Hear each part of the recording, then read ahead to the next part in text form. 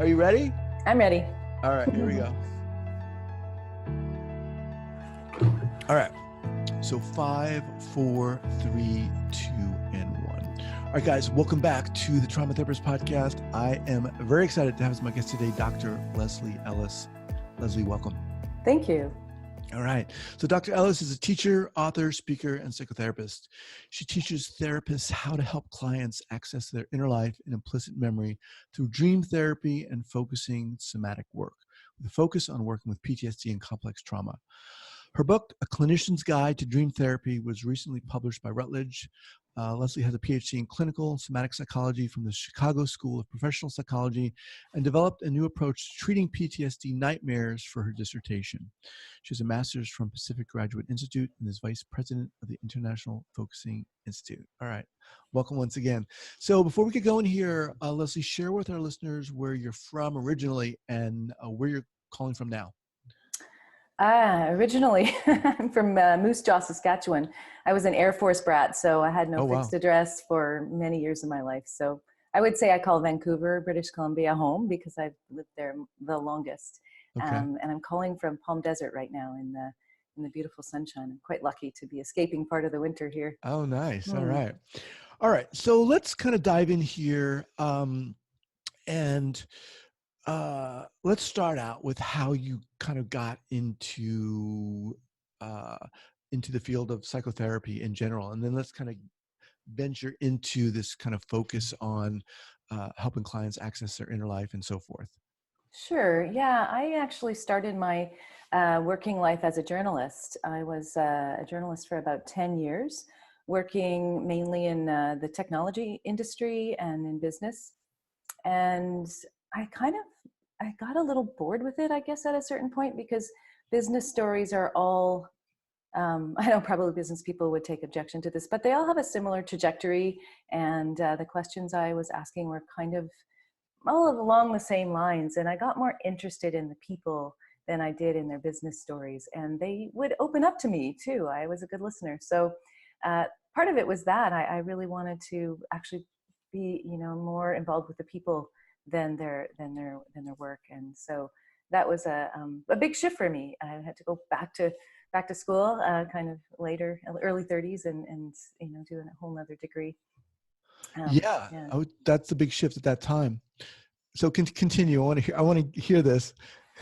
Well, then I just a friend suggested Pacific Graduate Institute, which I immediately, as soon as I looked at the type of coursework they offered, and especially a focus on Jungian depth psychology, I immediately just had this sense that it was the right place for me.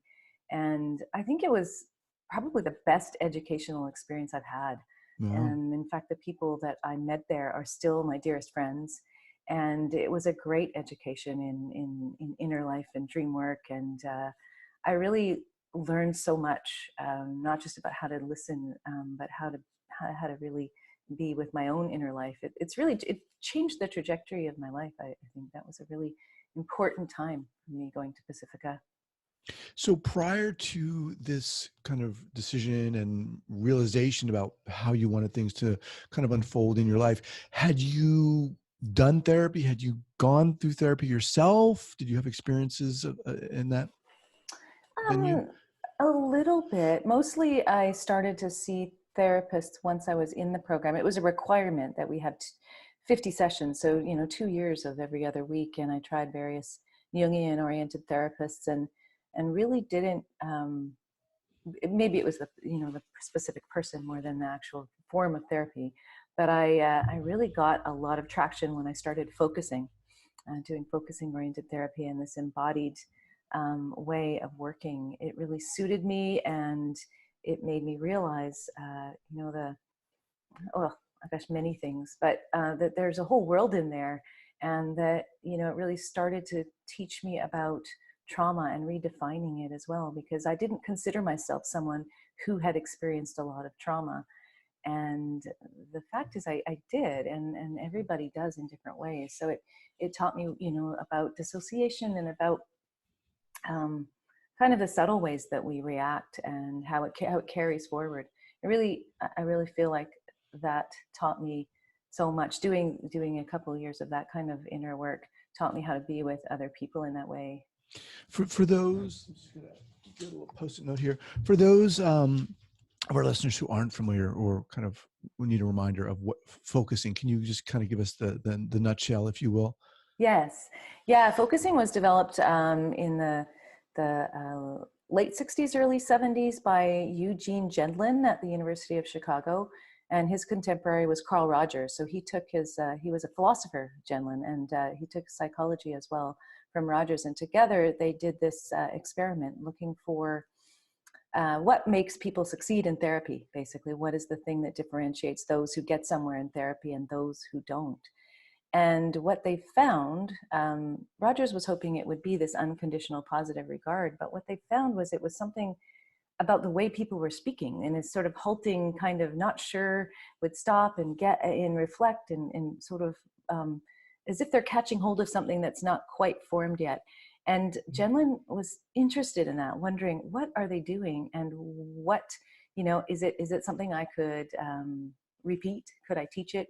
And so the steps of focusing came out of this experiment, and the steps were basically ways of looking inside in the moment. So it's so in therapy, when somebody's able to stop, reflect in, not just talk about a story in the second person or as if it's already happened, but as if it's what they're catching hold of right in the moment, that's focusing. And that can be applied in any form of therapy, but focusing specifically teaches those that way of being with yourself in the moment in an embodied way. So, I mean, I can surmise myself about what might have attracted you to that, but in your own words, what kind of grabbed hold of you about that? Actually, when I was a kid, I think I was born premature, and I spent the first, couple months of my life essentially alone, and I developed a very independent way of being. And I think I also really dissociated a lot from my feelings throughout my childhood and adolescence, and this was a way to reach inside and actually find myself. I guess it was hard for me. I was a mystery. I could, sometimes my feelings were very far from me, and I found them through this process and found, oh yeah, I am in there, and I do have a lot going on. And not that I didn't have feelings at all, but that I didn't have the language for it. I didn't always know how to articulate my feelings. So it taught me really in a deep way how to find those. And I do find, like in my work as a therapist, that's not uncommon for people that that find a big blank inside or don't have language and need to develop that capacity. So my own experiences help me sit with people who really have trouble articulating or finding their feelings, because focusing is a gentle but very reliable way to access that. You talked about, looking at yourself as, or thinking of yourself as someone who hadn't experienced trauma. Um, that kind of jumped out at me because I was very much like that myself. But and I'm not asking you to rehash everything, but what did you unfold? What did you uncover, in a sense? What did you experience? Well, my start in life was traumatic. First of all, I was, essentially what felt like abandoned. I think I nearly died a few times in that early part of my life. And then I was in a car accident when I was 15, where I was nearly killed, and I nearly drowned when I was 17. I didn't, yeah, I had and those are just kind of like the highlight reel. I had lots of traumatic events. I just somehow, because I was so stoic, I didn't identify it as trauma. I thought trauma was something much more like overt, like being abused. I thought that was trauma, and that all of this other stuff was just sort of life and accidents and right. Yeah. Deal with it stuff. Yeah. Okay, so this is really exciting to me. This whole idea of being in the moment and being able to articulate even what's going in the moment.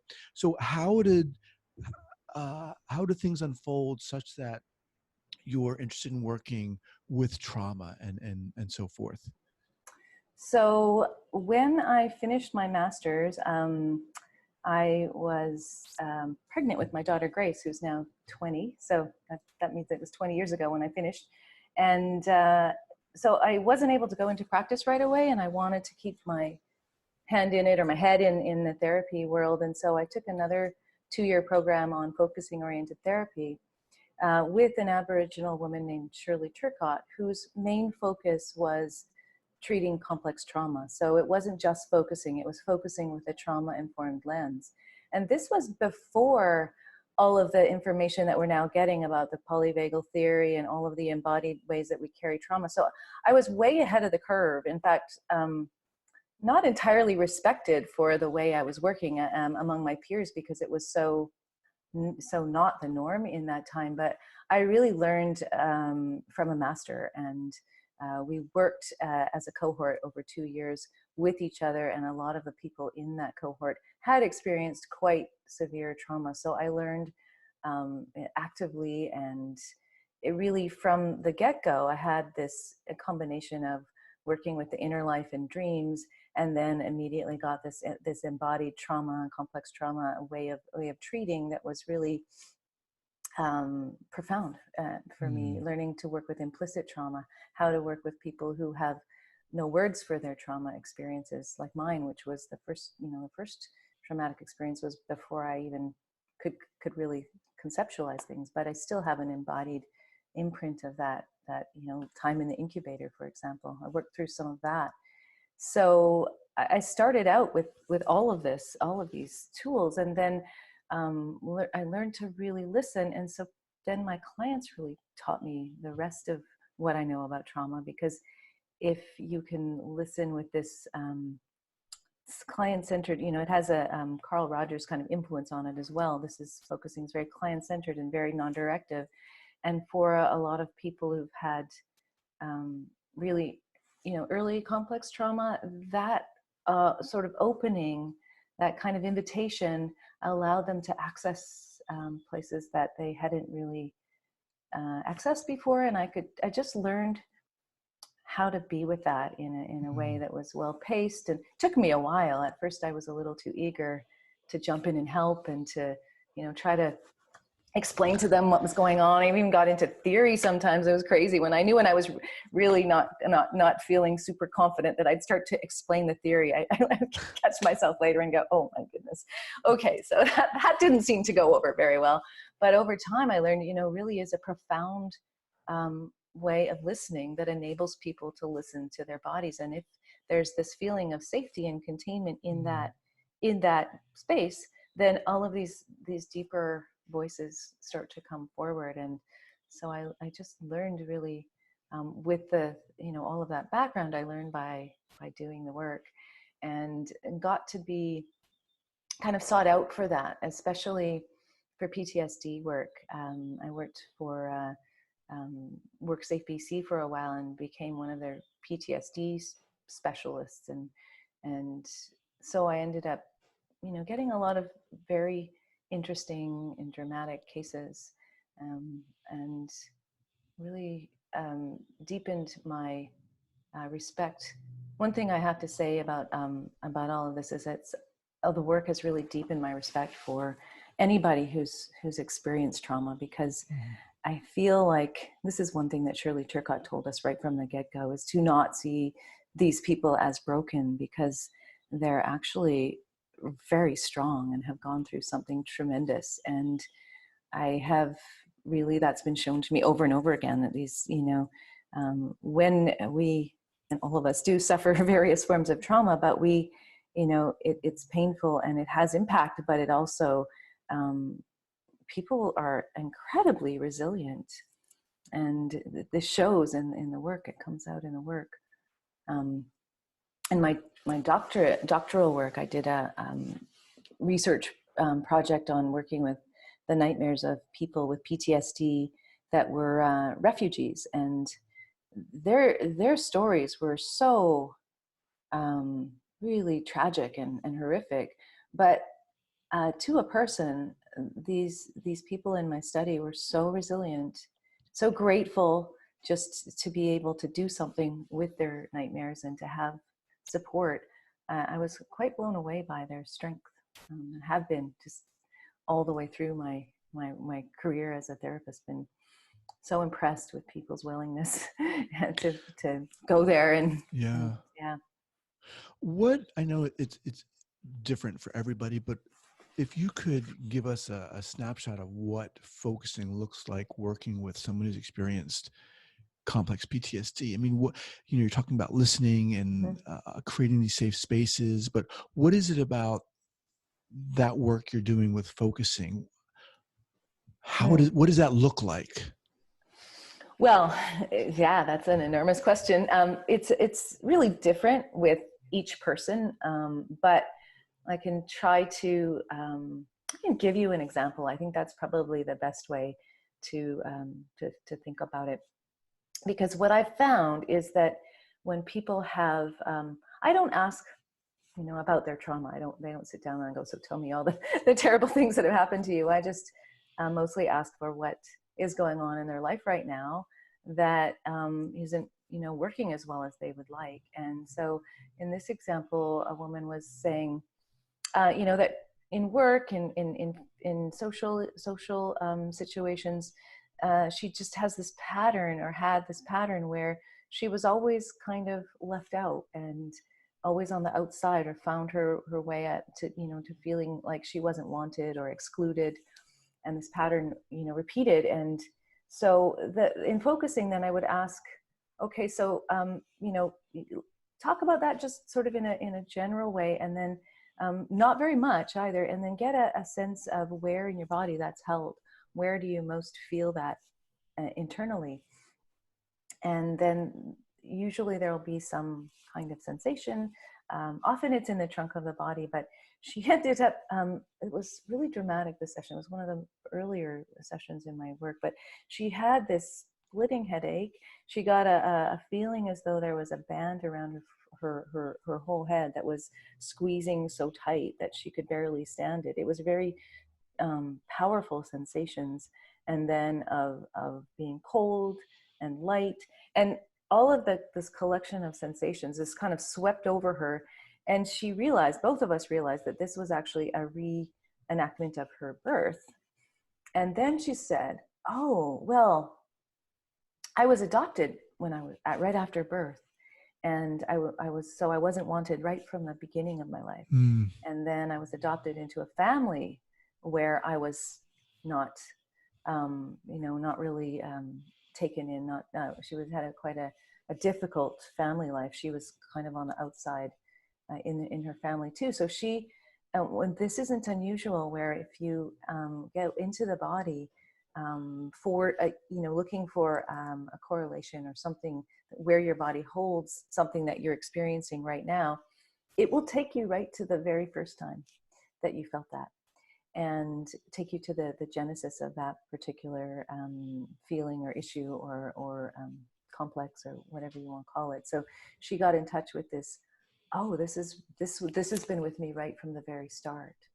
And really then what you do with that isn't to try to fix it or change it, but to bear witness and let that let the body really show what that feeling has got to say. It will unfold, and it has its own inherent motion. It was this particular collection of sensations was sitting there waiting to be unfolded. It came out very quickly when I asked in this way.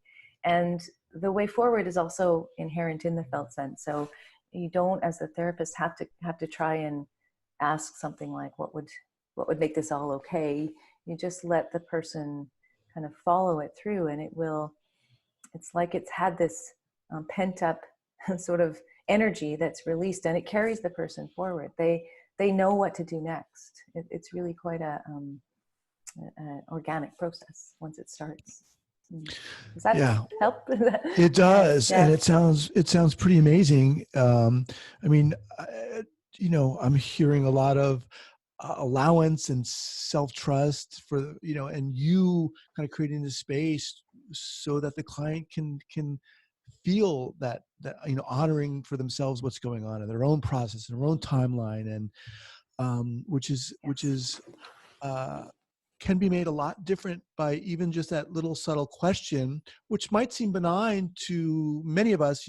What would make this better, right? Can shift the whole course of the treatment in a sense. But let me just remind everyone that I'm speaking with Dr. Leslie Ellis. She can be reached at drleslieellis.com. That's drleslieellis.com. I'll have that linked up at the show notes page of the traumatherapistpodcast.com. Leslie, I want to touch on something that you kind of referenced a little bit earlier, and that was maybe kind of when you were first starting out, how you kind of made a mistake, if you will, like early clinical error. Can we talk about one of those and kind of what you learned from that? A lot of people, a lot of newer clinicians who are just starting out really love this question. I get emails a lot, keep asking that question because, so what would you have to offer? Well, yeah, there's so many examples.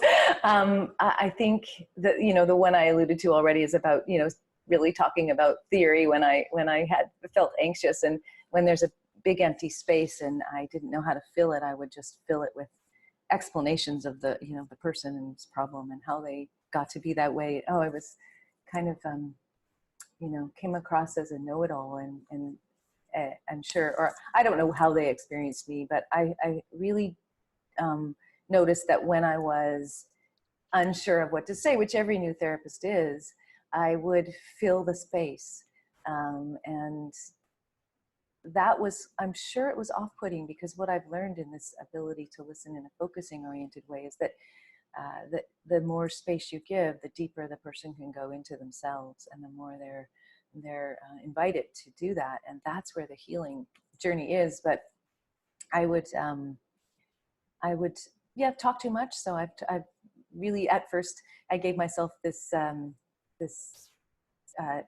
sort of edict to say, okay, when there's a silence, after you've said something and there's a big silence, you're not allowed to be the one that breaks the silence. I would make myself stay silent until the client broke the silence, unless it got really long and awkward, and I might ask, hey, are you okay there, or something. Mm-hmm. But otherwise, if I put something out there or invited them to reflect, to wait until they actually said something. And right. That was a big learning for me. And I also worked, right at the beginning, I was in an internship at Share Counseling Center, so working with addiction. And I think some of the toughest cases I ever saw in my career were those very first ones. And I don't know if this is a mistake or just something I regret, but one of the clients I really had a deep connection with, she was struggling with a cocaine addiction, and she had been getting some traction, and we'd really made a great connection. And she didn't show up for her appointment. And so I phoned her up right away and caught her when she was using. And she was so ashamed by that. I know that she never came back. I don't even think she ever came back to the center. And I realized that I couldn't know that was going to be the case, that she would pick up the phone. And but I didn't really think about it, sort of think about the potential of what could happen. And I feel like, that was something I would do differently if I had to do it again, because it just felt like it was a real tragedy, and that the shame of being sort of caught out in that state was too much for her she couldn't face me, even though I had no judgment. I was really, I feel badly about that still. Yeah. Thanks for sharing that. As you spent more time learning about focusing and getting experienced and working with people who've been impacted by trauma, I'm curious about your own experience and what was going on for you. And you talked about identifying yourself as someone who hadn't been traumatized. What was your own? Can you talk a little bit about your own experience, and were you being triggered and so forth? What was that experience like? You mean when I started working with really severe trauma? Yeah. I was actually, it's funny. I have been surprisingly able to sit with people with quite severe trauma. I think at the time when I didn't really understand, how deep my own wounds were, I feel like I just thought I was just able to be a little separate from it, and I could just, really kind of hold it and not be, I don't actually know why this is the case, but I theorize it was just because I didn't have deep access to my feelings, so I could hold and hear some very difficult stories, and it was fine. But over time, especially the more I did my own therapy, and also having a child really opens up more empathy as I started to work more in this intersubjective way. I started to get deeply affected by my clients, not to the point where it was too much, although at times I would need to talk to somebody and really, debrief some of the painful things that, we share the load, I think, is part of what we do. But it sort of evolved, I suppose, as I became more in touch with my own feelings. I was able to feel the feelings of my clients more deeply. And then the work became deeper, more challenging in some ways, but also, I think, more real. I think I became a better therapist. And I really also needed then to find ways to metabolize some of the pain. I feel like it is impossible to sit in very painful stories and not have some of it affect us. And so I, would go into the woods or go into my kayak or talk to my colleagues. I had to find ways to really keep moving those painful stories through. Otherwise, I could sense them in my body. Sometimes I could physically sense them with certain people and certain stories.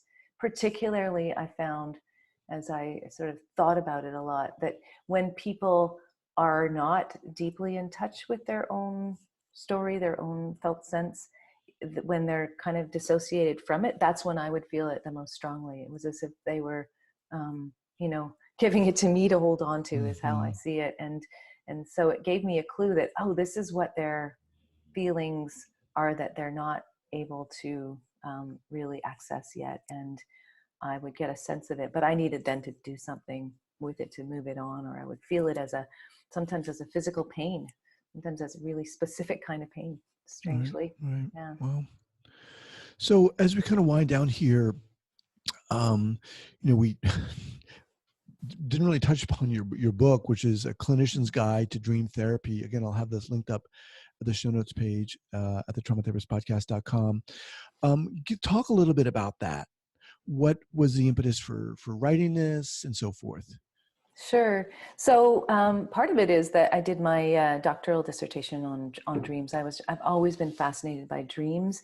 They're integral to the way I work.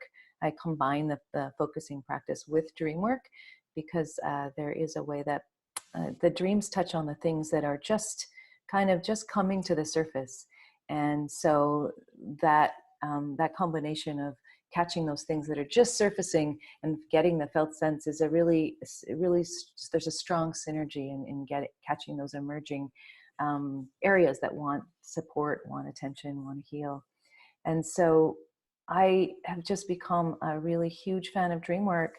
And so I think sadly the therapy world has gone away from it to a large degree, unless people take some specialized, like I did, a Jungian oriented program. In the mainstream counseling programs now, that dream work is rarely taught. And to me, it feels like a massive loss of something that really drops people deeply into their, what's really salient to them. It's a way that makes therapy so much more efficient and creative and interesting and deep and all of these things. And I think therapists that haven't had any training in dream work are kind of intimidated by the dream world. I feel it's complicated. If they've read any Jung or Freud, there's a lot of objections that arise. It's too complicated. It's antiquated.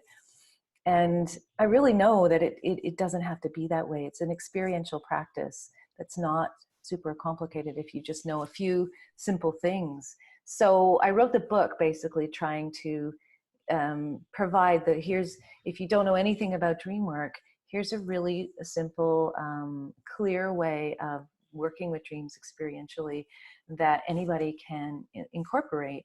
And so I'm trying to bring dream work back into the therapy practice by making it accessible. So that was Cool. my mission in writing that book. So in a sense, clinicians of all types and experience levels could utilize this book. Anybody, yeah. Oh, cool. Anybody. Mm-hmm. All right, very cool. Yeah. All right. In terms of other kind of resources that have been inspiring you, whether dream related or trauma related or not, could you offer kind of a go-to book recommendation? Well, I mean, there's so many that I, other people have mentioned. So I wanted to, the first thing that came to mind was not specifically a trauma book, but Viktor Frankl's A Man's Search for Meaning. And that's because I really feel like sometimes we can get a little bit hopeless or just kind of sunk in a little bit of the sad stories we hear. And I understand, trauma survivors to be so resilient, and really, I think our capacity is there to overcome most anything. And if you read Viktor Frankl's story and see that he could overcome something so horrific, I think it's just inspiring. It really deeply inspired me. Just really at the time I read it, many years ago. But I always think back to it when I sit with someone and I feel like, oh, I'm losing hope here. I feel like it's so heavy and can we get through this? And then I think, well, yes, the human spirit is indomitable. And here's an example of someone who had overcome potentially the worst kind of trauma. And so, not that I like to compare, but it's just for that reason I recommend that book. So Man's Search for Meaning by Viktor Frankl. Again, we'll have that listed. Mm-hmm. Before we close out here, Leslie, I want to touch on something because, as you've been talking, what I'm getting a lot from you is this really kind of incredible way you have in which you work that, you talked about really listening and just creating a space and openness and kind of honoring your client's process and experience and not looking at them as individuals who've been broken. How did you get there? I mean, did you start out like that? You talked before about, needing to fix or wanting to help. What was that process like for you? I am, for whatever reason, an eternal optimist. I just think I might have been born that way. I really just always think the best of people. I always think situations are going to turn out well. I mean, even, when evidence shows me that things are not good, I still have this incredible feeling like I feel like anybody can be helped, their trauma can be resolved in, maybe some of it's not true, but that's actually just how I approach the world. And I feel lucky that is how I think I must be made, because I don't remember ever not feeling that way, even in the face of lots of challenges. I just feel like, well, it's going to work next time or next time. And I can't really say that it's one sort of thing that happened that made me feel that way. I just do believe in believe the best. What about in terms of when you first started as a therapist? What was your purpose? Was it to fix or help or change or whatever? And did that change in a sense? Did that evolve? Well, I think probably like most new therapists, I felt like it was my job to help and fix, and there's this pressure to perform a little bit at the beginning, where if you feel like if this person has this, has these troubles, and it's my job, even though it's not, it's really up to the client, and we all sort of told this. There's still a lot of pressure when you're starting, just to have some results, to have, to see progress. And think until you've done the work for quite a while, you understand it is like a spiral. It'll go around in circles. It will look like sometimes it's not going somewhere, but it is circling around and coming to a different level each time. And people have their own path. So even then I was optimistic, but I would be feeling like, oh, it's not happening fast enough, or I'm not doing enough, or I must, not, I feel I would take on a little bit too much responsibility for what was really the client's journey. And that's really evolved. I really haven't, now I'm not really in any hurry, and it seems the less of a hurry I'm in, or the more the more I'm accepting of just what is, and being with that, and really helping whoever I'm sitting with to be in kind of that more accepting space, the more things actually do shift, ironically. Awesome. Awesome. All right. What's the best way for people to get in contact with you, Leslie? Probably email is the best. I think LAE2317 is the best address, or Okay. to check out my website, which you've mentioned, because that gives people an overview of all the things I'm up to, and there's a contact form in there in the website as well. Awesome. Well, I want to thank you for coming on here. It was a delight talking to you, and inspiring talking to you. I love it. I really appreciate the way you're working and everything. So thank you so much. Oh, it's my pleasure. Thank you. All right. Take care. Right.